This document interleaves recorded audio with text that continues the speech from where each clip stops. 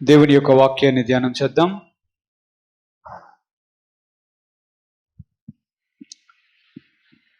రెండవ తిమోతి పత్రిక 2వ అధ్యాయం 13వ వచనాన్ని చదువుకొని, మనము నమ్మదగిన వారమైనను ఆయన నమ్మదగిన వాడుగా ఉండును. ఆయన తన స్వభావమునకు విరోధముగా ఏదీయూ చేయలేడు. ప్రార్థన చేద్దాం. పరిశుద్ధుడైన ప్రభువా, మహోన్నతుడైన తండ్రి, మీ పాదాలు కొందనాలు. వాక్యమైన దేవా, సత్యమైన దేవా, మా హృదయాలను తెరవజేయండి. మీ సన్నిధి మా మధ్యలో ఉంచండి ప్రభు. ఆటంకపరచు దురాత్మశక్తుల నజరేయుడైన యేసుక్రీస్తును బంధించండి. మీరు మాతో మాట్లాడండి, మా హృదయాలను తెరవజేయమని యేసుక్రీస్తు పరిశుద్ధ నామమున అడిగి వేడుకొనుచున్నాము తండ్రి. ఆమేన్. హల్లెలూయా, హల్లెలూయా. 2వ తిమోతి పత్రిక 2వ అధ్యాయం 13వ వచనాన్ని మనం చదువుకున్నాం. దేవుని యొక్క వాక్యం మనకి సెలవిస్తుంది, మనము నమ్మదగని వారమైనను ఆయన నమ్మదగిన వాడుగా ఉండును. ఆయన తన స్వభావమునకు విరోధముగా ఏమియు చేయలేడు.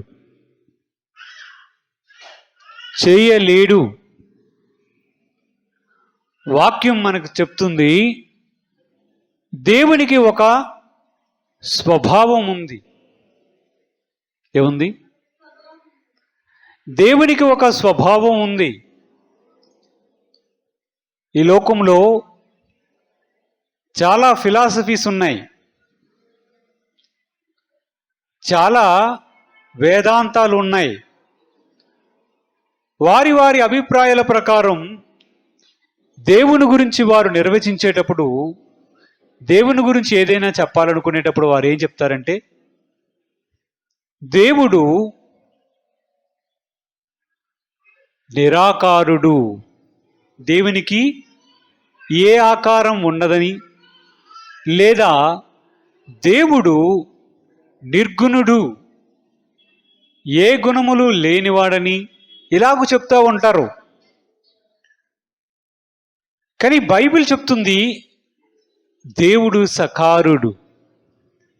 దేవునికి ఒక ఆకారం ఉంది. దేవుడికి గుణములు కూడా ఉన్నాయి. అలాగే దేవునికి ఒక స్వభావం ఉంది. దేవునికి స్వభావం ఉందంట. ఇది మనకు చాలా ఆశ్చర్యంగా అనిపించవచ్చు. దేవునికి స్వభావం ఉండడం ఏమిటి? మనుషులమైనటువంటి మనకి స్వభావం ఉంటుంది, అవునా? మనిషికి ఒక స్వభావం అనేది ఉంటుంది. కానీ బైబిల్ చెప్తుంది మనుషులకు స్వభావం ఉంటుంది. అలాగే దేవునికి కూడా ఒక స్వభావం అనేది ఉంది. ఇంతకీ స్వభావం అంటే ఏమిటి? మనం అంటాం కదా, మనుషులను చూచి వాడి స్వభావం, ఆమె స్వభావం అలాంటిది, ఇతని స్వభావం ఇలాంటిది అని అంటాం కదా. ఇంతకీ స్వభావం అంటే ఏమిటి?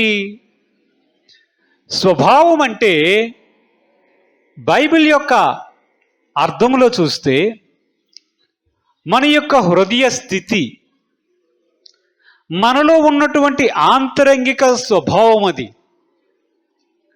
మనం ఎలాగో ఆలోచిస్తాం, ఏమని ఆలోచిస్తాం, ఎలాంటి కోర్కెలు కలిగి ఉంటాం, ఏమేమి చెయ్యాలని అనుకుంటాం, మన గుణగణాలేంటి, మన లక్షణాలేంటి, మన హృదయ స్థితి, ఇవన్నీ కలిపితే స్వభావం అవుతుంది. అంటే దేవునికి కూడా ఒక హృదయ స్థితి అనేది ఉంది, అవునా? మనం బైబిల్లో చూస్తే నోవహు జలప్రలయం రాకమునుపు దేవుడు భూమి మీద ఉన్నటువంటి మనుషులను వారి ప్రవర్తనను చూసి ఏమనుకున్నాడు? హృదయములో నొచ్చుకొనెను అని ఉంది, అవునా? హృదయములో దేవుడు నొచ్చుకున్నాడు అంటే ఏంటి? దేవుడు కూడా హృదయ స్థితిని కలిగి ఉన్నాడని మనకు అనిపిస్తుంది, అవునా? మనుషులను సృష్టించినటువంటి దేవుడు వారి ప్రవర్తనను చూచి, వారు చేస్తున్నటువంటి పాపాన్ని చూచి, దేవుడు చాలా హృదయంలో మనుషులను చేశాను అనవసరంగా అనుకొని హృదయంలో బాధపడ్డాడంట. అంటే దేవుని యొక్క స్వభావములో చూడండి, ఆయన పాపాన్ని చూచి సహించలేని స్వభావము గలవాడు, గుణము గలవాడు, అవునా? వాక్యంలో మనకు కనిపిస్తుంది, పరిశుద్ధాత్మను దుఃఖపరచకుడి అనే వాక్యం ఉంది, అవునా? అంటే పరిశుద్ధాత్మ దేవునికి కూడా ఏముంది? ఆయన కూడా మనము చేసే పనులను బట్టి ఆయన సంతోషిస్తాడు. అదే స్థితిలో మనము చేసే పనులను బట్టి పరిశుద్ధాత్మ దేవుడు కూడా దుఃఖపడతాడు. అది ఒక స్వభావం. అంటే ఏంటి? పాపము చేసినటువంటి స్థితిని చూచి దేవుడు ఎన్నడూ కూడా సహింపజాలడు. దేవునికంటూ ఒక స్వభావం ఉంది. ఆ స్వభావాన్ని అనుసరించే ఆయన ఏదైనా చేస్తాడు, ఏదైనా చెయ్యాలని కూడా అనుకుంటాడు. వాక్యములో చూద్దాం. యోహాను సువార్త 8వ అధ్యాయం 44వ వచనాన్ని ఒక్కసారి చదువుకుందాం. మీరు మీ తండ్రి యొగు అపవాది సంబంధులు, మీ తండ్రి దురాశలు నెరవేర్చుకోరుచున్నారు. ఆది నుండి వాడు నరహంతకుడయ్యుండి సత్యమందు నిలిచినవాడు కాడు, వాని యందు సత్యమే లేదు. వాడు అబద్ధములాడినప్పుడు తన స్వభావము అనుసరించి మాట్లాడును. వాడు అబద్ధికుడును, అబద్ధమునకు జనకుడనై ఉన్నాడు. ఇప్పుడు యేసు ప్రభువారే స్వయంగా సాతాను గురించి చెప్తున్నాడు. ప్రజలతో మాట్లాడుతూ చెప్తున్నాడు, సాతాను ఎలాంటి వాడో తెలుసా? సాతానికి కూడా ఒక స్వభావం ఉంది. ఏముంది? ఒక స్వభావం ఉంది. ఆ స్వభావం ఏంటో తెలుసా? సాతానుకున్న స్వభావం ఏంటో తెలుసా? ఏది మాట్లాడినా దానిలో అబద్ధం ఉంటుంది. ఏముంటుంది? అది వాడి యొక్క స్వభావం. వాడు సత్యములో ఉండలేడు. వాడు సత్యానికి దూరముగా ఉంటాడు. అబద్ధం ఆడకుండా ఉండలేడు. ఇదేం స్వభావం? అపవాది యొక్క స్వభావం వాక్యం చెప్తుంది. వాడు ఏది మాట్లాడినా అబద్ధం ఆడకుండా ఉండలేడు. ఇది ఒక స్వభావం. దేవుడికున్న స్వభావం ఏంటి? పాపాన్ని చూచి ఇష్టపడని స్వభావం. అపవాది యొక్క స్వభావం ఏంటంటే, ఎప్పుడు అబద్ధం ఆడుతానా, ఎప్పుడు జనులను మోసగిస్తానా.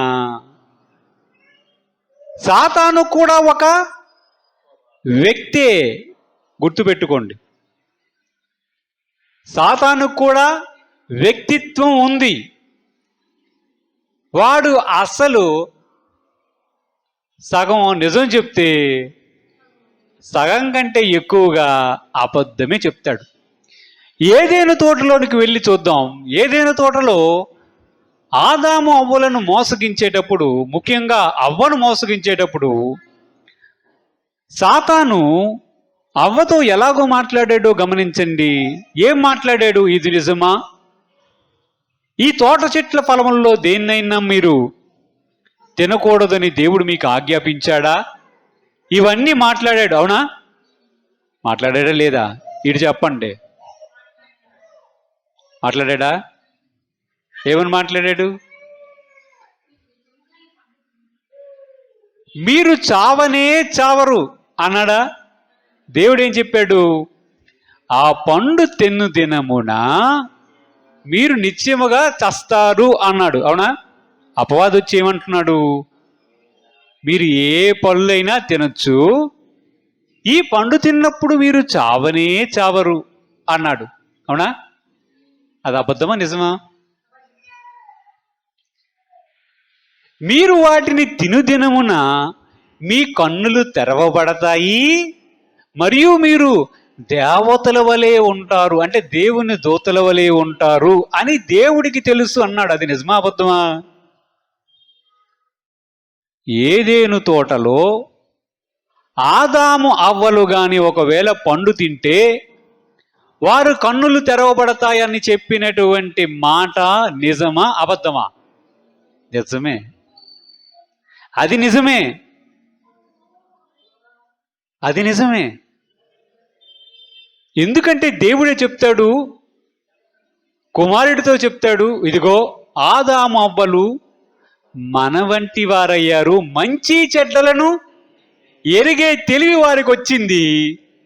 ఒకవేళ ఈ పాపస్థితిలోనే ఉండి ఆ జీవవృక్ష ఫలములు కూడా తింటాడేమో, ఆదామవ్వలను బయటికి గెంటేద్దామని చెప్పి తోటలో నుంచి బయటికి పంపించి తోటలోనికి మరలా రాకుండా అక్కడ కెరూబులను కాపలాగా పెట్టాడు. అవునా? మరి దేవుడు అప్పుడు మాట్లాడినటువంటి మాట చూస్తే మనకేమనిపించాలి? సాతాను చెప్పినటువంటి మాట నిజమే అనిపించాలి కదా. వాక్యంలో చదువుకుంటున్నాం, వాక్యంలో ఏముంది? సాతానికి ఒక స్వభావం ఉంది. వాడు ఏది మాట్లాడినా, నిజం చెప్పినా నిజంలో కూడా అబద్ధం ఉంటుంది, అబద్ధం చెప్తే అబద్ధంలో ఇంకా అబద్ధం అనేది ఉంటుంది. వాడి టార్గెట్ ఏంటంటే, వాడి స్వభావం ఏమిటంటే జనులను మోసగించాలి, దేవుని మీద ప్రజలను తిరుగుబాటు చేయించాలి, మనుషులకు ఇబ్బంది కలిగించాలి, మనుషుల చేత పాపాన్ని చేయించాలి. వాడి స్వభావం ఏమిటంటే ఏది మాట్లాడినా, చదువుకుందాము, అబద్ధమే మాట్లాడుతాడు. అందుకే అక్కడ వాక్యంలో చెప్తున్నాడు, వాడు అబద్ధమాడునప్పుడు తన స్వభావమును అనుసరించే మాట్లాడును, వాడు అబద్ధికుడును అబద్ధమునకు జనకుడునై ఉన్నాడు. ఎక్కడైనా అబద్ధం పుట్టింది అని అంటే గుర్తుపెట్టుకోవాలి, సాతాను పని చేశాడు, చేస్తున్నాడు అని అర్థం. ఎప్పుడైనా అబద్ధం పుట్టింది అంటే దాని అర్థం ఏంటంటే అబద్ధానికి జనకుడైనటువంటి సాతాను వారిని ప్రేరేపిస్తున్నాడని అర్థం. వాక్యంలో చూద్దాం, దేవుని యొక్క స్వభావాన్ని చూసాం, సాతాను యొక్క స్వభావాన్ని చూసాం. అందుకే ప్రభువు చెప్తున్నాడు, ఇప్పుడు మనుషుల గురించి మాట్లాడుతున్నాడు. చూద్దాం, యెహెజ్కేలు గ్రంథం 36వ అధ్యాయం 26వ వచనాన్ని చదువుకుందాం. నూతన హృదయము మీకిచ్చెదను, నూతన హృదయము మీకిచ్చెదను, నూతన స్వభావము మీకు కలుగజేసెదను, నూతన స్వభావం మీకు కలగజేసెదను, రాతి గుండె మీలో నుండి తీసివేసి, రాతి గుండె నీలో నుండి తీసివేసి, మాంసపు గుండెను మీకిచ్చెదను, మాంసపు గుండెను మీకిచ్చెదను. తర్వాత వచ్చిన చదువు. నా ఆత్మను మీ యందుంచి నా కట్టడలను అనుసరించే వారిని గాను, నా విధులను గైకొను వారిని గాను మిమ్మును చేసెదను. నేను మీ పితరులకిచ్చిన దేశములో మీరు నివసించెదరు. మీరు చాలు. ఏమంటున్నాడు? నూతన హృదయమును మీకిచ్చెదను,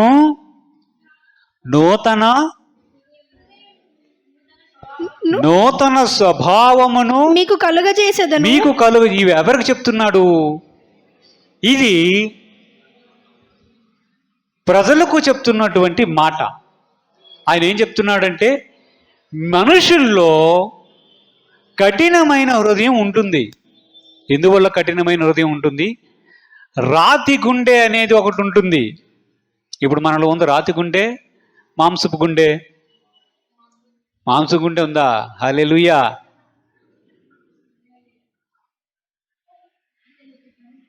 రాతి గుండె అంటే ఏంటి? అది దేనికి స్పందించని హృదయం. అది ఎందుకు అలాగ తయారవుతుంది చెప్పండి?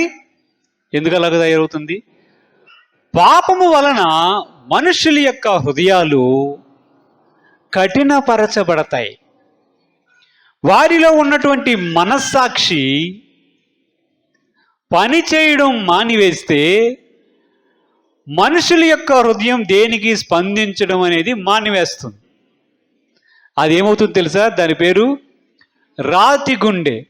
ఇప్పుడు ప్రభువు చెప్తున్నాడు, ప్రజలారా నా దగ్గరకు రండి, మీలో ఉన్న రాతి హృదయాన్ని తీస్తాను, మీకు ఒక నూతన స్వభావమును ఇస్తాను అంటున్నాడు. అంటే మనుషులలో ఉన్నటువంటి స్వభావం అనేది దేవునికి నచ్చలేదు. మనుషుల్లో ఉన్నటువంటి హృదయం అనేది దేవుడు ఇష్టపడని స్థితిలో ఉంది. అవునా? అంటే మనుషులకు కూడా ఏదో చేయవలసినటువంటి అవసరత అయితే ఉంది. అవునా? మనకే హృదయం ఉంది? మాంసపు హృదయం వచ్చింది. ఎప్పుడు వచ్చింది? యేసు ప్రభు వారిని అంగీకరించిన తర్వాత ఆయన ఇచ్చినటువంటి వాగ్దానం ప్రకారం మనలో రాతి గుండెను, కఠినమైనటువంటి హృదయాన్ని, పాపాన్ని ఇష్టపడే హృదయాన్ని తీసివేసి, నువ్వు చూడు, పాపాన్ని ఇష్టపడే హృదయాన్ని తీసివేసి పాపాన్ని అసహించుకునే హృదయాన్ని మనకి అనుగ్రహించాడు. అవునా? అవునా? మన స్వభావం ఇప్పుడు ఏమవ్వాలి? దేవుడు చెప్పిన ప్రకారం నూతనమైన స్వభావం అనేది వచ్చి ఉండాలి. అవునా? మరి పాత స్వభావం అనేది కూడా ఒకటి ఉండాలి కదా. అదేమై ఉండాలి? మనుషుల్లో నుండి వెళ్ళిపోయి ఉండాలి. దేవుణ్ణి అంగీకరించిన తర్వాత, బాప్తిస్మం పొందిన తర్వాత, ప్రభునామములో విశ్వసించి ప్రార్థన చేసిన తర్వాత మన హృదయములో ఉన్నటువంటి స్థితి మారి ఉండాలి. నూతనమైనటువంటి స్వభావము కూడా మనకు రావాలి. ఇక్కడే మనం ఆలోచించాలి, నిజంగా మనకి నూతన స్వభావం అనేది పూర్తిగా వచ్చిందా రాలేదా? నూతన స్వభావం అనేది పూర్తిగా వచ్చిందా రాలేదా అనే విషయాన్ని మనం ఆలోచన చెయ్యాలి. అవునా? ఇప్పుడు చూద్దాం, 1 పేతురు పత్రిక 3వ అధ్యాయం 4వ వచనాన్ని చదువుకుందాం. సాధువైనట్టియు మృదువైనట్టియు అయిన గుణమును అక్షయాలంకరము గల మీ హృదయపు అంతరంగ స్వభావము మీకు అలంకరముగా ఉండవలెను, అది దేవుని దృష్టికి మిగులు విలువగలది. ఏంటది? ఎవరి గురించి చెప్తున్నాడు ఈ మాటల్ని? 3వ అధ్యాయం 4వ వచనంలో ఎవరి గురించి చెప్తున్నాడు? చూస్తుంటే స్త్రీల గురించి చెప్తున్నాడు. స్త్రీల యొక్క అలంకారముల గురించి మాట్లాడుతూ, మీరు జడలు, మిక్కిలి వెలగల వస్త్రములు అనే అలంకారము కాదు, సాధువైనట్టి అక్షయ అలంకారములను, గుణములను మీరు కలిగి ఉండండి.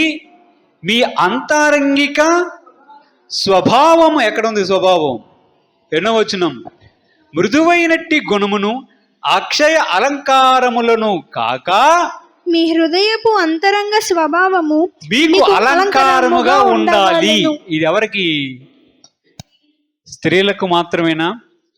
హృదయము యొక్క స్వభావం అనేది ఒకటి ఉంది అని మరలా చెప్తున్నాడు. అంటే మనుషుల యొక్క హృదయానికి అలంకారం ఏమై ఉండాలో తెలుసా? అలంకారం ఏమై ఉండాలి? మంచి గుణం అనేది అలంకారముగాను, మీ స్వభావానికి సరిపోయే విధముగా ఉండాలి. అవునా? అంటే స్వభావం అంటే ఏంటి? వాక్యం ఏమని సెలవిస్తుంది? ఈ లోకంలో ఉండే నిర్వచనం మనం ఇవ్వడం లేదు, కానీ వాక్యం చెప్తుంది మనిషికి కూడా ఒక స్వభావం అనేది ఉంది. మనిషికి కూడా ఉంటుంది. నీకొక స్వభావం, నాకొక స్వభావం, మనిషికి ఒక స్వభావం అనేది ఉంటుంది. కానీ దేవుడు మన నుంచి ఎదురు చూస్తుంది ఏంటంటే ఆ స్వభావం అనేది దేవుడు ఇష్టపడే స్వభావముగా పూర్తిగా మారవలసి ఉంది. మనం ఇందాక చెప్పుకున్నాం, స్వభావం అంటే గుణములు. ఏంటి? గుణము. మనస్సులో ఉండే కోర్కెలు, మన ఆలోచనలు, దేవుణ్ణి ప్రేమించే స్థితి, ఇవన్నీ కూడా ఒక మనిషికి స్వభావాన్ని తెలియజేస్తాయి. ఇప్పుడు ఆలోచించండి, మనలో ఉన్న స్వభావం ఏంటి? మన స్వభావం ఏంటి? మన ఆలోచనలు ఒకసారి ఆలోచించండి. మన ఆలోచనలు ఒకసారి ఆలోచించండి. మన ఆలోచనలు ఎలాగుంటాయి? మన ఆలోచనలు ఎలాగుంటాయి? మన ఆలోచన ఒక్కసారి ఆలోచిస్తే ఏంటి మన ఆలోచనలు? ఏంటి మన ఆలోచనలు? పోనీ మన కోర్కెలను ఆలోచించండి. మనకున్న కోర్కెలేంటి? ఆ కోర్కెలు ఎలాంటివి? పోనీ మనకున్న గుణాలు ఆలోచించండి, మనకున్న లక్షణాలు ఆలోచించండి.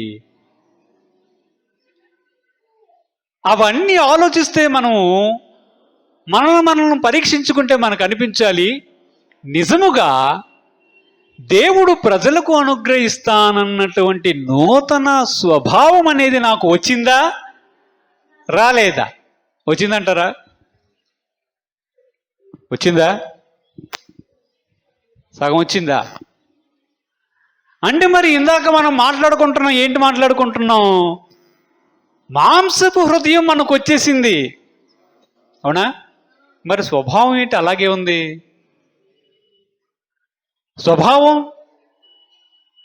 స్వభావం ఏంటి? దేవుడికైతే ఒక స్వభావం అనేది ఉందని చూసాం. అవునా? సాతానికి కూడా ఒక స్వభావం ఉంది. దేవుడు కూడా తన స్వభావానికి విరుద్ధంగా ఏమీ చేయలేడని వాక్యం చెప్తుంది. సాతానికి కూడా ఒక స్వభావం ఉంది. వాడు ఎంత కాదనుకున్నా, ఎంత అనుకోవాలనుకున్నా నిజం మాత్రం మాట్లాడలేడు.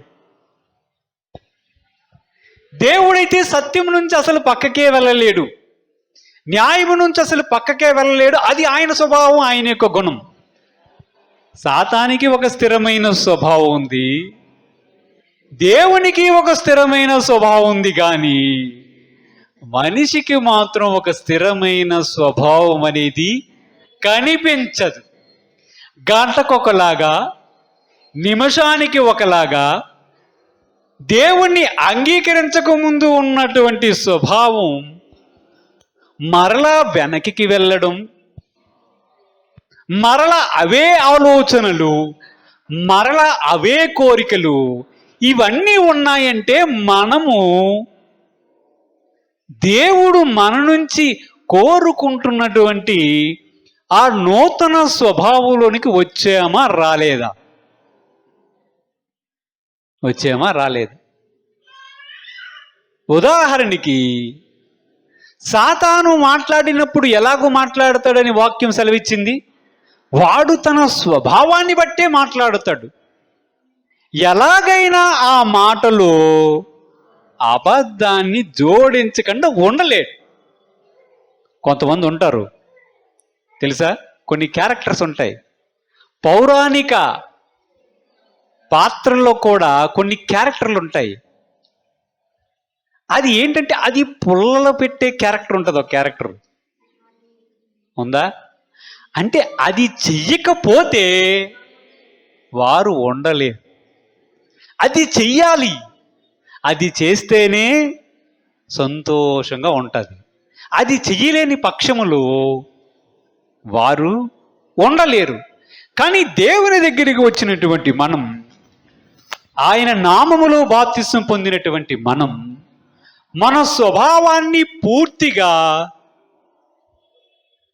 మార్చుకోవాలి. మనకి నూతనమైన స్వభావం రావలసి ఉంది. చూద్దాం, కొలస్సీ పత్రిక 3వ అధ్యాయం 9-10 వచనాలు కూడా చదువుదాం. కొలస్సీ పత్రిక 3వ అధ్యాయం. ఒకనితో ఒకడు అబద్ధమాడుకుడి ఏలయనగా ప్రాచీన స్వభావమును దాని క్రియలతో కూడా మీరు పరిత్యజించి జ్ఞానము కలుగు నిమిత్తము దానిని సృష్టించిన వాని పోలిక చొప్పున నూతన పరచబడుచున్న నవీన స్వభావమును ధరించుకొని ఉన్నారు. ఇప్పుడు వాక్యం చెప్తుంది, ప్రాచీన స్వభావమును పూర్తిగా విడిచిపెట్టాలి. ఇది ప్రాచీన స్వభావాన్ని పూర్తిగా విడిచిపెట్టాలి. మన ప్రాచీన పురుషుడు ఒకడు ఉన్నాడు. ఎక్కడున్నాడు? మన ఆంతరంగిక పురుషుడు అనేవాడు ఒకడు ఉంటాడు, తెలుసా? వాడు నూతన పరచబడాలి.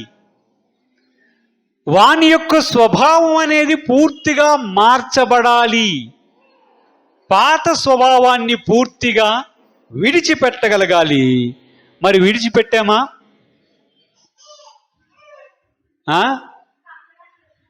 అక్కడక్కడ ఉన్నాయా? హల్లెలూయా,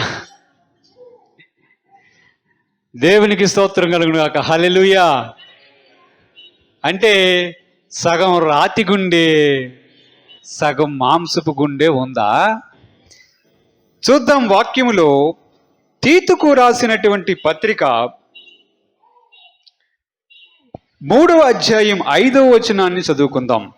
మనము నీతిని అనుసరించి చేసిన క్రియల మూలముగా కాక తన కనికరము చొప్పుననే పునర్జన్మ సంబంధమైన స్నానము ద్వారాను పరిశుద్ధాత్మ మనకు నూతన స్వభావము కలుగజేయుట ద్వారాను మనలను రక్షించెను. హల్లెలూయా, దేవునికి మహిమ కలుగుడు గాక. వాక్యం సెలవిస్తుంది, మనకి నూతన స్వభావం రావాలంటే మనం చేసుకోగలమా?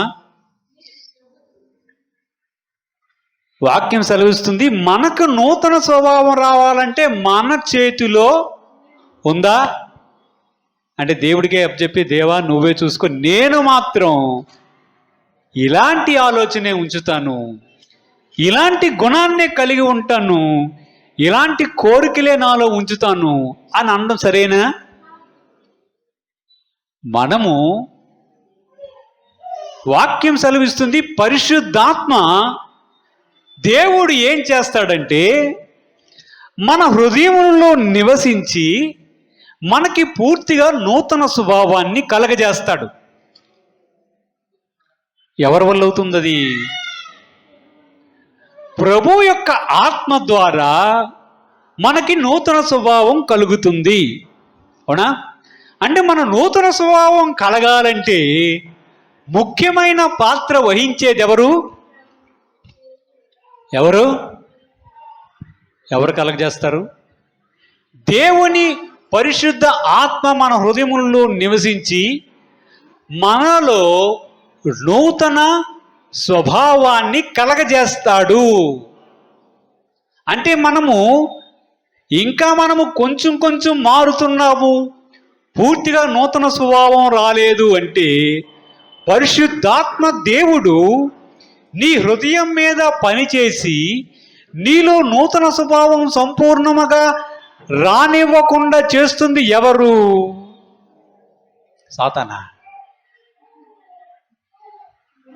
సాతాను కాదు, మనమే. దేవుడు ఒక వ్యక్తిని రక్షించాలనుకున్నాడు అనుకుందాం, ఓకేనా? పౌలు గారు ఒకానొక సమయంలో బోధించడానికి వెళ్తే లూదియా అనే ఒక స్త్రీ ఊదారంగు పొడి అమ్ముకుంటుంది, అవునా? అమ్ముకునేటప్పుడు ఆయన చెప్తున్నటువంటి మాటల మీద ఆమె లక్ష్యం ఉంచడం ద్వారా వాక్యం సెలవిస్తుంది, దేవుడు ఆమె హృదయాన్ని తెరిచెను గనుక ఆమె దేవుడి యందు నమ్మకం ఉంచగలిగింది, అవునా? ఇప్పుడు లోకంలో వినండి, లోకంలో చాలా మంది యేసు ప్రభు వారిని రక్షకునిగా అంగీకరించలేదు, అవునా? దాని అర్థం ఏంటి? దేవుడు పని చేయట్లేదనా? దేవుడు పని చేస్తున్నాడా లేదా? పరిశుద్ధాత్మ దేవుడు లోకములో సంచరిస్తూ ఉన్నాడు, ప్రతి ఒక్క హృదయాన్ని ప్రేరేపిస్తున్నాడు. ఏం చేస్తున్నాడు? ఆయన యొక్క పని ఏమిటి? ఆయన యొక్క పని ఏంటి? ఆయన యొక్క పని ఏంటో తెలుసా? లోకమును పాపమును ఒప్పింపజేయడం. దేవునికి మహిమ కలుగును గాక. హల్లెలూయా. పరిశుద్ధాత్మ దేవుని పని ఏంటి చెప్పండి? మన చేత మనము పాపులమని ఒప్పించడానికి ప్రయత్నం చేస్తాడు. ఈ లోకములో దేవుని ఆత్మ సంచరిస్తూ ఉంది. దేవుడు తన స్వరూపమందు సృష్టించుకున్న ప్రతి ఒక్క వ్యక్తి దగ్గరికి పరిశుద్ధాత్మ దేవుడు వెళ్ళి సంచరించి వారి హృదయముల మీద పనిచేస్తూ ఉన్నాడు. నా కుమారుడా, నీ పాపాన్ని విడిచిపెట్టు, నా కుమార్తె నీ పాపాన్ని విడిచిపెట్టు అనే మాటను ఆయన వారి హృదయాల మీద పని చేస్తూ ఉన్నాడు. కానీ ప్రజలు దాన్ని అంగీకరించడం లేదు. సమస్య ఎక్కడుంది? మనుషులు అంగీకరించడంలో ఉంది, దేవుడు పని చేయకపోవడంలో లేదు, అవునా? అలాగే బాప్తిస్మం పొంది రక్షణ పొందినటువంటి మనం పూర్తిగా నూతన స్వభావములోనికి రావాలని దేవుడు ఎదురు చూస్తున్నాడు, అవునా? కానీ మనం ఇచ్చిన సమాధానాన్ని చూస్తే, మన ఆలోచనలు మనం పరిశీలించుకుంటే, మన గుణాలని మనం పరిశీలించుకుంటే, మన కోరికలను మనం పరిశీలించుకుంటే, మన ప్రవర్తనను మనం పరిశీలించుకుంటే మనకే సందేహం కలుగుతుంది. నాకు నూతన స్వభావం పూర్తిగా రాలేదేమో అనిపిస్తుంది, అవునా? అంటే ఇక్కడ దేవుని యొక్క ఆత్మే, పరిశుద్ధాత్మే మనుషుల హృదయాల మీద పనిచేసి వారికి నూతన స్వభావాన్ని కలుగజేస్తాడని చెప్తున్నాడు కదా. అదే దేవుణ్ణి మనం ఆరాధిస్తున్నాము కదా, అదే దేవుడు మన హృదయాల్లో పనిచేస్తున్నాడు కదా. మరి మనకి నూతన స్వభావం పూర్తిగా రాకపోవడానికి కారణం ఎవరు? సాతాను కాదు. దేవుడు మనల్ని మార్చాలని, తన పోలిక చొప్పున మనల్ని రూపించాలని, సరిదిద్దాలని ప్రయత్నం చేస్తున్నా దానిని అంగీకరించని హృదయ స్థితి మనలో ఉంది. దాన్ని అంగీకరించడానికి మనం సిద్ధముగా లేము. అందుకే మన సమాధానం ఎలాగొస్తుందంటే, నేను పూర్తిగా మారేను అనే మాటను మనం చెప్పలేకపోతున్నామంటే కారణం ఏంటో తెలుసా? మనమే. మన స్వభావం పూర్తిగా మారలేదు. మన స్వభావములో ఇంకను దేవునికి అయిష్టత ఉంది అంటే దానికి కారణం ఎవరంటే మనమే. దానిని అంగీకరించి దేవుని యొక్క ప్రేరేపణ మనకు మారు మనస్సు కలుగు చేస్తుందన్న విషయాన్ని మనం మర్చిపోయి దేవుని ఆత్మ చేస్తున్న వాటి పనికి వ్యతిరేకంగా మనం పని చేస్తూ ఉన్నాము. అందుకే మనకు సంపూర్ణమైనటువంటి దైవ స్వభావం అనేది మనలోనికి పూర్తిగా రావడం లేదు. వాక్యములో చూద్దాం. ఎఫ్సి పత్రిక 4వ అధ్యాయం 22వ వచనాన్ని చూద్దాం. కావున మనము మునుపటి ప్రవర్తన విషయంలోనైతే మోసకరమైన దురాశ వలన చెడిపోవు మీ ప్రాచీన స్వభావమును మోసకరమైన దురాశల వలన చెడిపోవు మీ ప్రాచీన స్వభావమును చెడిపోవు మీ ప్రాచీన స్వభావం వదులుకొని మీ చిత్తవృత్తి యందు మీ చిత్తవృత్తి యందు నూతన పరచబడిన వారై నీతియు యథార్థమైన భక్తియు గలవారై దేవుని పోలికగా సృష్టింపబడిన నవీన స్వభావమును ధరించుకొనవలెను. నవీన స్వభావాన్ని ధరించుకోవాలి అని చెప్తున్నాడు. అవునా? ఎలాంటి పోలికది? దేవుని పోలిక అంటున్నాడు. అవునా? దేవుని పోలిక ఎక్కడుంది? మొట్టమొదట మనుషులను సృష్టించినప్పుడు తండ్రి అయిన దేవుడు మాట్లాడుతున్నటువంటి మాటలను చూడండి. ఎప్పుడైనా గమనించారా? ఆయన ఏం చెప్పాడు తెలుసా? మనము మన పోలిక చొప్పున నరులను చేయుదుము అని అన్నాడు. అవునా? ఎవరు పోలిక చెప్పున? తండ్రి, కుమార, పరిశుద్ధాత్మ త్రియేక దేవుని పోలిక చెప్పున మొట్టమొదట మనల్ని సృష్టించాడు. అంటే మన పితరుడైనటువంటి ఆదాము అవ్వలు ఎవరిని పోలి ఉన్నారు మొదట? ఇప్పుడు మనం ఎవరిని పోలి ఉన్నాము? మన పోలిక దేవుణ్ణి పోలి ఉండింది మొదట. ఆ పోలిక ఏమైంది? ఎప్పుడైతే పాపము ప్రవేశించిందో ఆ పోలిక పోయింది. ఇప్పుడు మనల్ని చూస్తే ఏమంటారు? మీ నాన్నలాగా ఉన్నాడు, మీ అమ్మలాగా ఉన్నావు, నీ ముక్కు మీ అమ్మది అంటారా? అది పోలిక. ఇప్పుడు మన పోలిక ఏంటో తెలుసా? మన స్వభావాల పోలిక చూసుకోవాలి. మీ స్వభావం ఏంటి? అబద్ధం ఆడుతాం. అవునా? ఎవరు మీ తండ్రి? ఎవరు మీ తండ్రి? అబద్ధం ఆడేవాడు ఎవడు? ఇప్పుడు పోలిక ఎవరది? నీవు ఎవరు పోలికలో ఉన్నట్టు?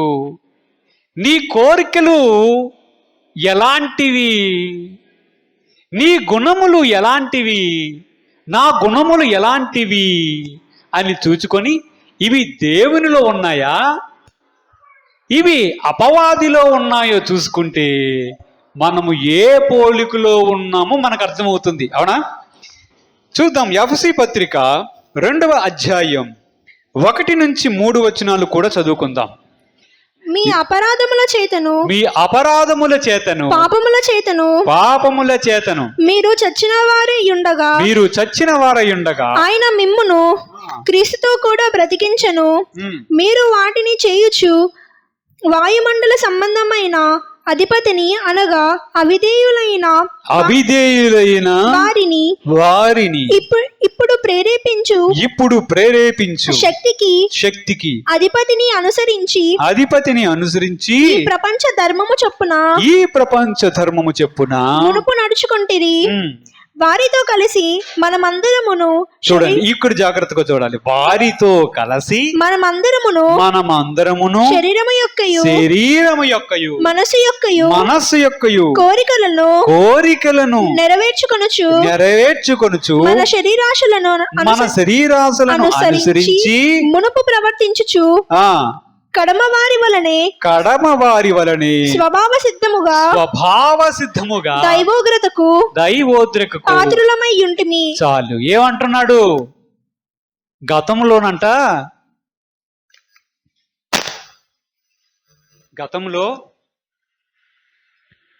గతంలో ప్రభువుని నమ్మకమునుపు మనం ఏమై ఉన్నాం? కడగబడని పాపులమై ఉన్నాం. అవునా?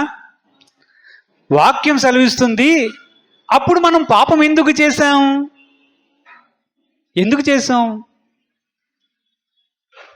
వాక్యం చెప్తుంది, సాతాను అనేవాడు అవిధేయులైనటువంటి వారిని ప్రేరేపించే శక్తి ఒకటి ఉంది ఈ లోకంలో. వాడి పేరు సాతాను. వాడు లోకములో ఉన్న మనుషులందరినీ ప్రేరేపిస్తూ ఉన్నాడు. వాడి పేరు ప్రేరేపించు శక్తికి అధిపతి. వాడు ఏం చేశాడు? మనల్ని కూడా ప్రేరేపించి ఏం చేశాడు? నిన్నేం చేశాడు? ప్రేరేపించాడు. నన్నేం చేశాడు? ప్రేరేపించాడు. ఈ లోకంలో ఉన్న వారందరినీ ప్రేరేపించాడు. పాపము చేయడానికి ప్రేరేపించాడు. అవునా? దేవునికి స్తోత్రం చెల్లిద్దాం. హల్లెలూయా. ప్రేరేపించి ఏం చేశాడో తెలుసా? ఏం ప్రేరేపించాడు? మనకి మనస్సుందే, ఆ మనస్సుకి కోరికలున్నాయి. మరలా మనం స్వభావం దగ్గరికి వస్తున్నాం. మనస్సుకి కోరికలున్నాయి. నాకు ఇలాగైతే చాలా బాగుంటుంది. ఎలా ఉంటుంది? చాలా బాగుంటుంది. అలా కావాలి. అలాగే మన శరీరం ఉంది ఒకటి. ఆ శరీరానికి కూడా కోరికలు ఉన్నాయి.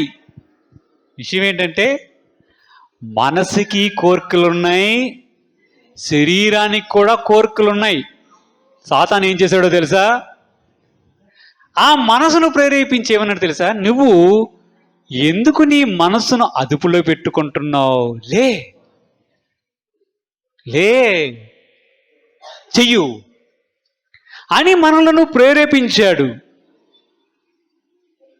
మన శరీరానికి కూడా కోరికలు ఉన్నాయి. వాటిని రెచ్చగొట్టి ప్రేరేపించి నువ్వు దీన్ని చెయ్యు, నీకేమీ కాదు, అందరూ చేస్తున్నారు, నీవు చేయడం తప్పేమీ కాదు అని మనలను కూడా ప్రేరేపించాడు. అవునా? కాబట్టి మన మనస్సు మీద పనిచేశాడు, మన శరీరం మీద పనిచేశాడు, మన మనస్సు యొక్క కోరికలను ప్రేరేపించాడు, మన శరీరం యొక్క కోరికలను ప్రేరేపించాడు, ప్రేరేపించి వదిలేశాడు. ఏం చేస్తాడు తెలుసా? వాడు ప్రేరేపిస్తాడు, వాడు చెయ్యడు. అవి చెయ్యడానికి ప్రేరేపించి వదిలివేస్తాడు. వాడు చేస్తే వాడు పాపం చేసినట్టు అవుతుంది. నువ్వెక్కడవుతుంది? అవునా? ఇప్పుడు నువ్వు చెయ్యాలి. అవునా? నీవు చేసేటట్లుగా ప్రేరేపించి పాపము చేయడానికి గతంలో కారకుడయ్యాడు. అవునా? గతంలో కారకుడయ్యాడు. అప్పుడు మన ప్రాచీన స్వభావం అలాగుండింది. ఇప్పుడు వాక్యం సెలవిస్తుంది, మీరు ఆ స్థితిలో చచ్చిన వారై ఉండేవారు, మీకు మాంసపు గుండెనిస్తానని నేను పిలుపునిచ్చాను, మీకు మాంసపు హృదయాన్ని ఇస్తానని నేను పిలుపునిచ్చాను, మీ స్వభావాన్ని పూర్తిగా మారుస్తానని నేను పిలుపునిచ్చాను. మీ మనసు యొక్క కోర్కెలు, మీ శరీరం యొక్క కోర్కెలు మార్చే పని నాది. నా ఆత్మ ద్వారా నేను వాటి మీద మీకు జయమిస్తానని దేవుడు సెలవిచ్చాడు. ఆ మాట పట్టుకొని మనం యేసు ప్రభు వారి దగ్గరికి వచ్చాం. పాప స్వభావం నుంచి విడుదల పొంది నవీన స్వభావంలోనికి రావడానికి వచ్చాం. కానీ నేటి పరిస్థితి, మన విశ్వాస పరిస్థితి, మన విశ్వాసములో ప్రయాణిస్తున్నటువంటి పరిస్థితి చూస్తే, మనలను మనం పరిశీలించుకుంటే మన మనసు యొక్క కోర్కెలు ఎలాగున్నాయి? ఏమున్నాయి? మన శరీరం యొక్క కోర్కెలు ఎలాగున్నాయి? మన గుణములు ఎలాగున్నాయి? మన ప్రవర్తన ఎలాగుంది? మన హృదయ స్థితి ఎలాగుంది? దీనన్నిటి బట్టి మనం ఆలోచిస్తే మనం ఏమనుకోవాలి? ఇంకా అవిధేయులను ప్రేరేపించే శక్తి మనలను ప్రేరేపిస్తుందా? లేదా దేవుని యొక్క ఆత్మ క్రిందకు వచ్చి దేవుని ఆత్మ చేత నడిపించబడుతున్నామా? ఈ విషయాన్ని మనం ఆలోచన చేయాలి. అందుకే రోమాపత్రిక 6వ అధ్యాయం 6వ వచనాన్ని మనం చదువుకుందాం ఒక్కసారి. ఏమనగా మనమికను పాపమునకు దాసులము కాకుండునట్లు పాప శరీరము నిరర్ధకమగునట్లు మన ప్రాచీన స్వభావము ఆయనతో కూడా సిలువ వేయబడినని ఎరుగుదము. ఏమంటున్నాడు? నిజానికి బాప్తిసం పొందినప్పుడు మనం ఏమవ్వాలో తెలుసా? ఏమవ్వాలి? మనకంటూ ఒక ప్రాచీనమైన స్వభావం ఉంది కదా. మనకంటూ ఒక ఆంతరంగిక పురుషుడు ఉన్నాడు, లోపల ఒకడు ఉన్నాడు మనందరికీ. దేవుడు కాదు, నువ్వే. అది నేనే. నా లోపల నేను ఒకడున్నానని బైబిల్ చెప్తుంది. నీ లోపల నీ ఉన్నావని చెప్తుంది. వాడి పేరు ఆంతరంగిక పురుషుడు. వాడికి కొన్ని కోర్కెలు, మనస్సులో కోర్కెలు, ఆలోచనలు, ప్రవర్తన, గుణాలు ఉన్నాయి. అవి గతంలో పాడైపోయాయి. అవి దేడులను వారిని ప్రేరేపించే అపవాది యొక్క శక్తి కింద వారు ఉండడము వలన వారు గతములో మనస్సు యొక్కయు శరీరము యొక్కయు కోర్కెలు నెరవేర్చుకుంటూ పాపము చేస్తూ ఉండేవారు. కానీ ప్రభువునందు బాప్తిసం పొందినటువంటి మనం వాటిని విడిచిపెట్టి వచ్చాం. మన స్వభావం అనేది పూర్తిగా మారవలసి ఉంది. పాపమునకు మరలా దాసులము కాకుండానట్లుగా ఉండాలి. ప్రాచీన స్వభావం బాప్తిస్మం మనం తీసుకునేటప్పుడు ప్రభు చెప్తున్నాడు, మన పాత ఆదాము స్వభావం ఏదైతే ఉందో యేసు ప్రభు వారి యొక్క సిలువతో పాటు మనము సిలువ వేయబడ్డాం.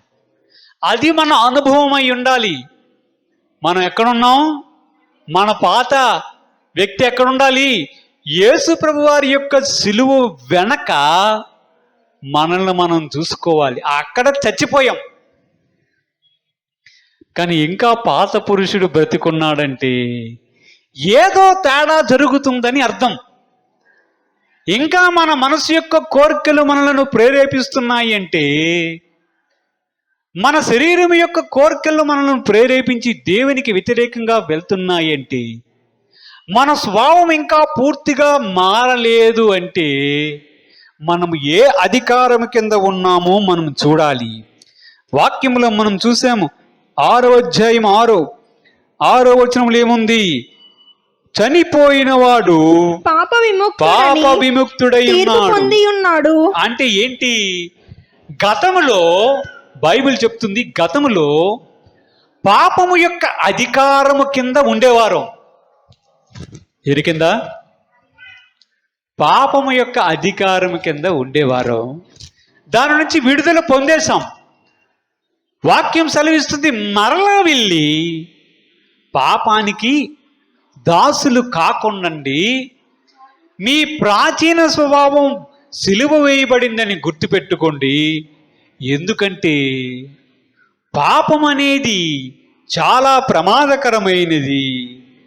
అది ఎలాంటిదంటే, ఆదికాండము 4వ అధ్యాయం 5 నుంచి కొన్ని వచనాలు చూసుకుంటే మనకు అక్కడ కనిపిస్తుంది. కయీనును అతని అర్పణను ఆయన లక్ష్య పెట్టలేదు. కాబట్టి కయీనుకు మిక్కిలి కోపము వచ్చి అతడు తన ముఖము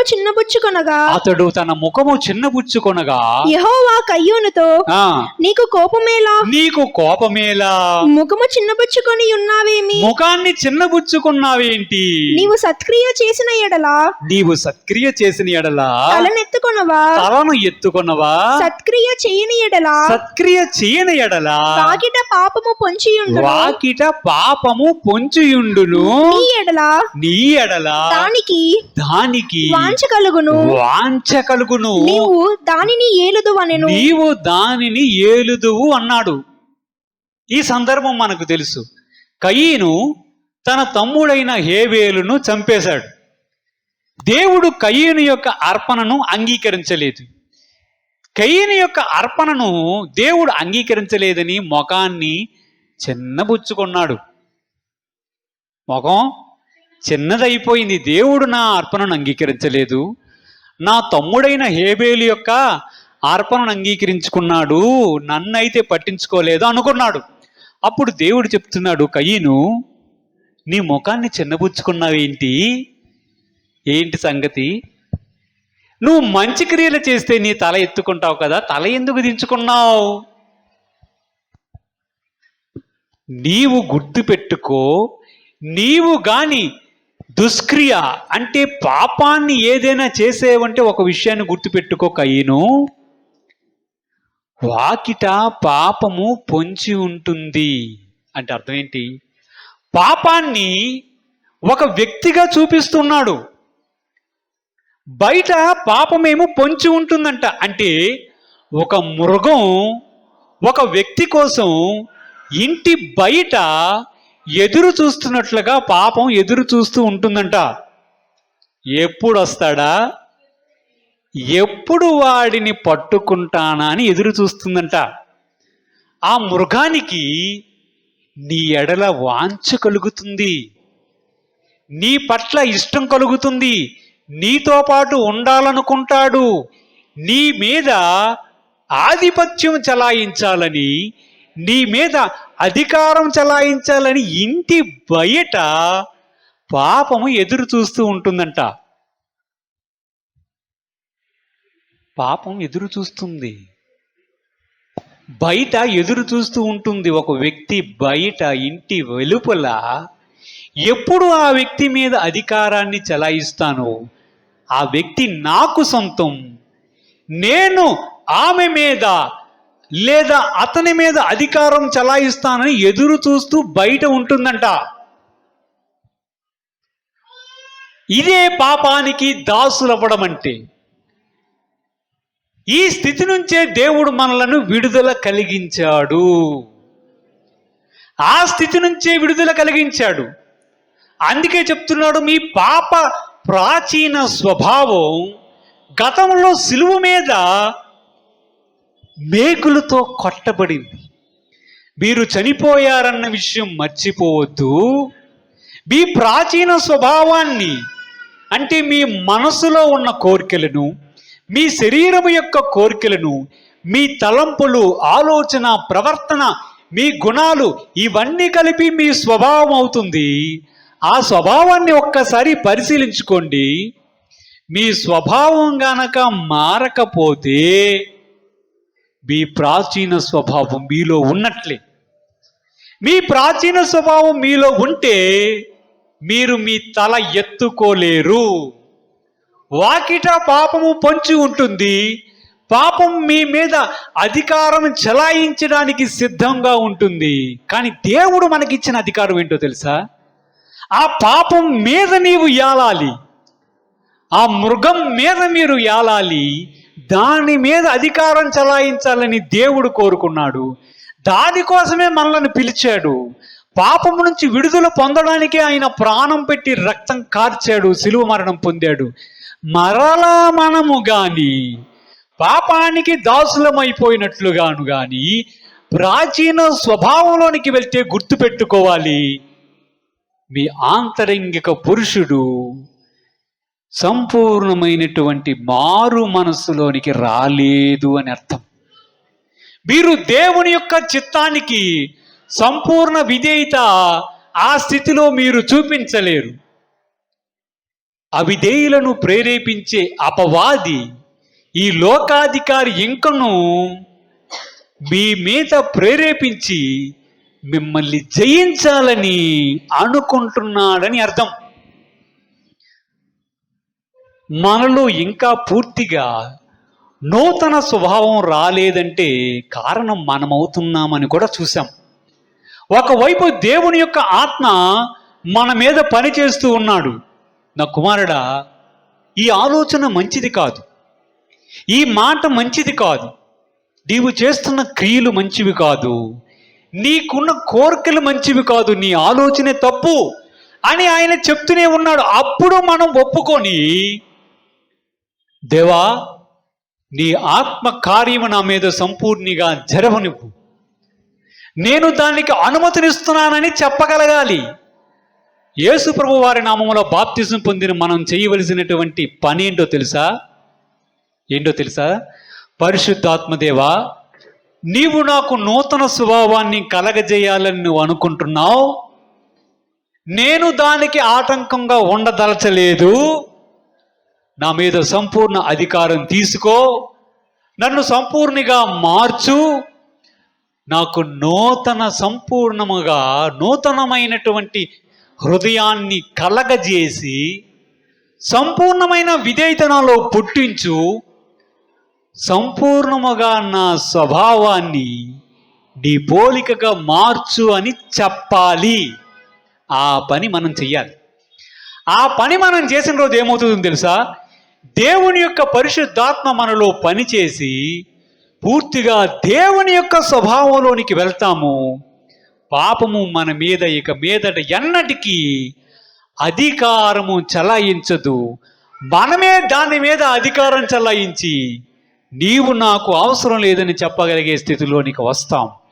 ఆ విధంగా మనం చేయాలని దేవుడు వాక్యము ద్వారా మనతో మాట్లాడుతున్నాడు.